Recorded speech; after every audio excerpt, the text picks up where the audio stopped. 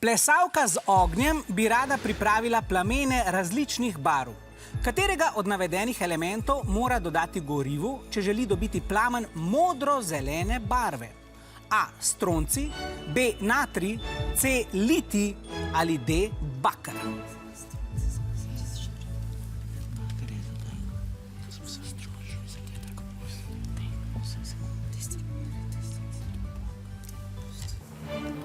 Imamo odgovor A. Od rumenih vi menite, da mora dodati stroncij, vijoličasti pa menijo, da mora dodati baker. Jasna, lepo prosim, pokaži nam te mavrične plamene.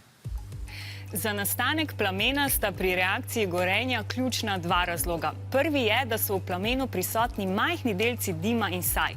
Drugi razlog pa je povezan z elektroni v atomih elementov. Prav elektroni elementov vplivajo na različne barve. Zdaj prosim režijo, da zatemni malce studio. Jaz bom pa prižgala tale plamen, tako da ga boste bolje videli. Evo, tako, plamen je tukaj. Sedaj ga bom pa poškropila z različnimi elementi. Pa kar začnimo s stroncijem, kar je bil odgovor A. Aha, in vidimo, da nastane ena taka čudovita rdeča barva, ampak žal to ni barva, ki smo jo iskali.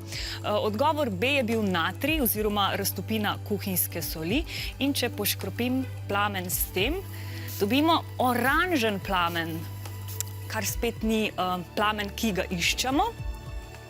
Gremo pod odgovor C, kar je bil litij. Če poškropim z litijem, pa dobimo pink barvo, zelo lepa, lahko ji rečemo tudi barva magenta, ampak tudi ta odgovor moramo izločiti. Verjetno se pravi odgovor skriva pod odgovorom D, kar je bil baker. Poglejmo, ja, nastane lep modro-zelen plamen. Razlog za nastanek različnih barv pri gorenju je, da elektroni v atomih preskočijo v kakšno drugo elektronsko lupino od tiste, v kateri so običajno.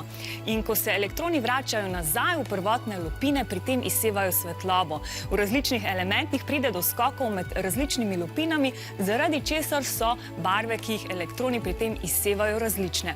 V našem primeru, na primer, elektroni bakra povzročijo modro-zeleno barvo. Zdaj pa je tudi plamen ugasnil. Nič hudega, ker je konec eksperimenta in lahko tudi povem, kaj je pravilen odgovor. Pravilen je odgovor D, tako da 5 točk za vijolične. Bravo!